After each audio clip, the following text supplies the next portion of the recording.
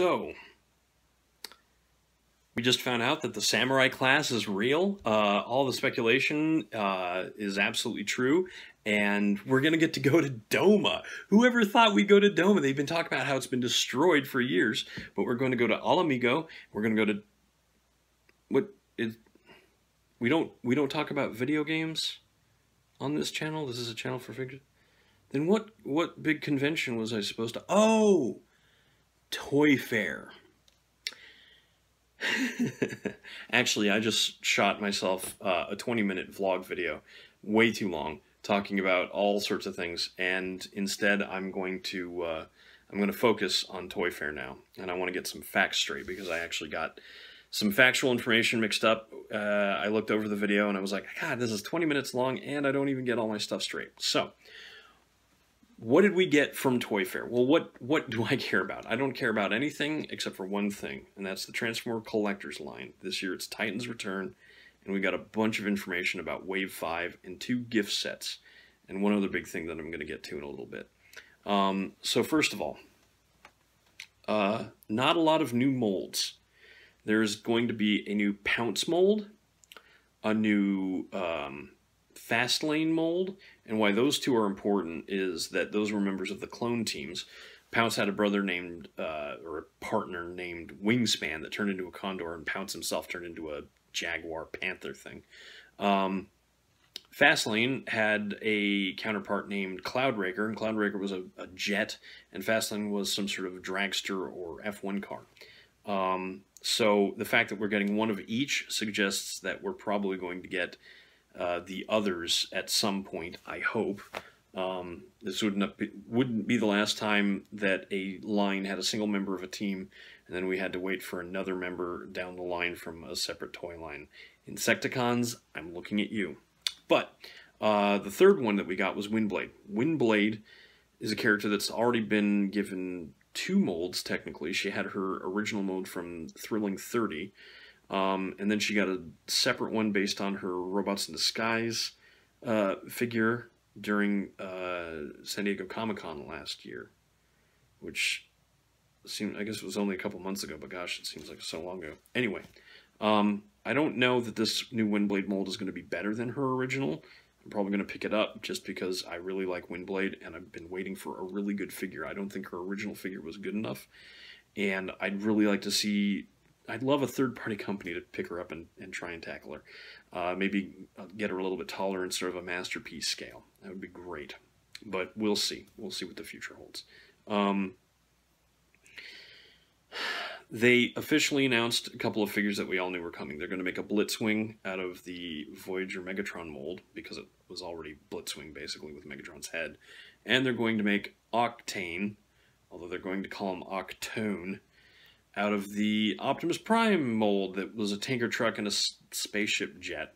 They look way better as the characters that they were intended to be, sort of the same way Astrotrain looked pretty good compared to Sentinel Prime. I like Sentinel Prime. It definitely looks better with those stickers. But now we're going to have all of the classic G1 Decepticon triple changers, and I'm okay with that. We also technically now have all of the Autobot triple changers because of Broadside. Anyway, Broadside wasn't mentioned at all. Tidal Wave was. Tidal Wave is part of a gift set. I think that one was it Siege on Cybertron or Scourge of Cybertron? I don't remember. But it's a gift set that includes Magnus Prime, which is very obviously Super Jinrai from Godmaster Force in Japan.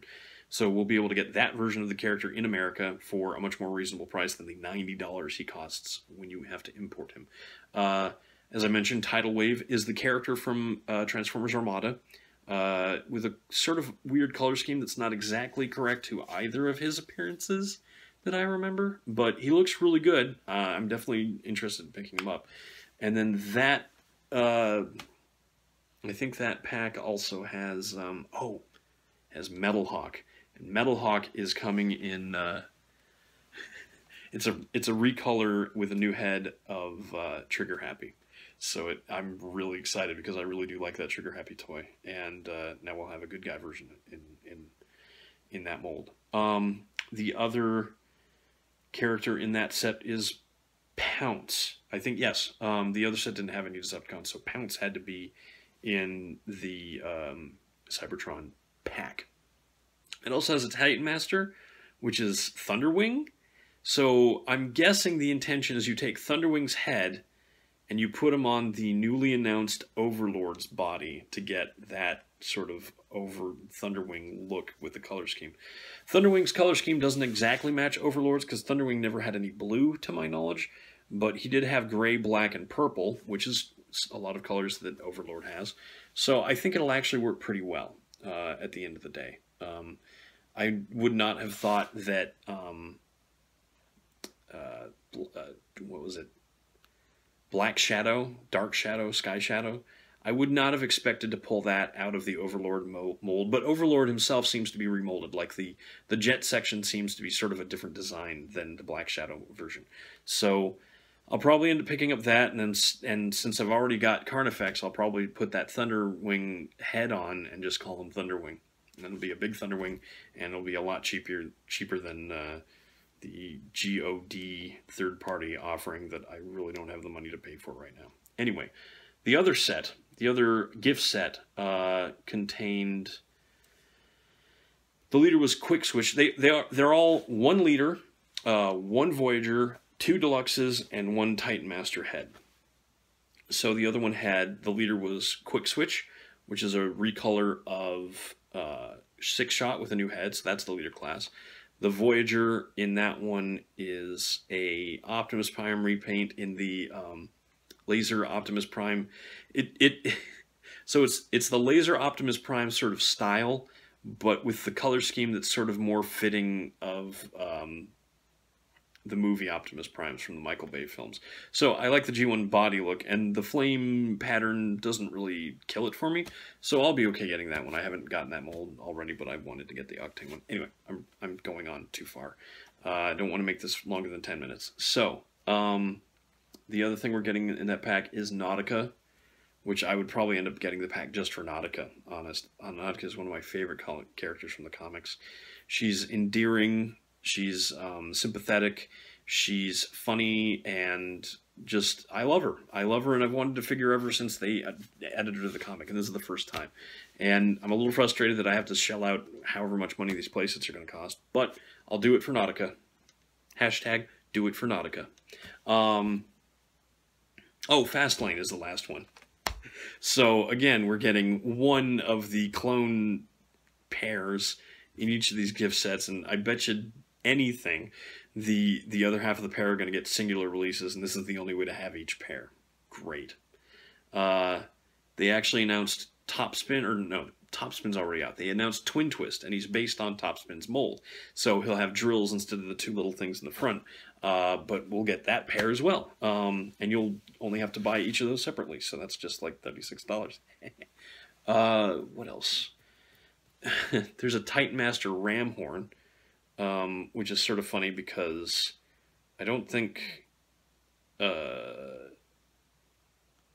what was the cat's name? It's lost my head. Anyway, so Ramhorn was one of Blaster's cassettes back in G1, and now he's a Titan Master, which sort of works because Overkill was a cassette back in G1 for Soundwave or Sound Blaster, and he got a Titan Master as well, so that works.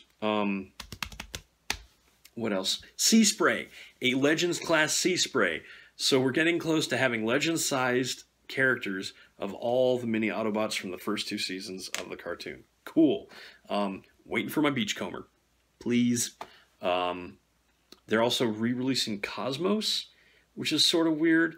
I assume he'll come with a weapon that you can put a Titan Master head in, because so far all of the Warrior class figures have had some sort of interaction with a Titan Master. Pegs for them to stand on, or cockpits for them to ride in. It would be weird if they added Cosmos and he was the only one that didn't have any interaction whatsoever. But I wanted to close with, I'm going to go over 10 minutes, I wanted to close with a little discussion about critical thinking.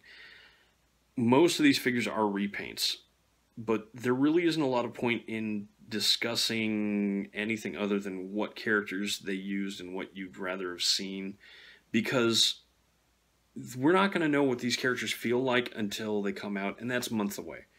And I really don't think it's fair to condemn figures that you haven't ever actually even touched, that you've only seen pictures of. I remember when Victorian came out months ago, or rather when Victorian was revealed years ago in at a convention. Her color scheme looked really way too bright, and it was just the lighting of that convention's photo gallery and uh, the fact that the toys themselves were painted instead of actually molded in the correct color. So the end result was we got a figure that looked way different in hand than she did in the photos. So try to hold back on negative comments. You know, positive feedback on a forum is always way more welcome than negative feedback. Don't poo-poo other people for liking figures that you don't like. You know, just avoid that sort of pointless negativity.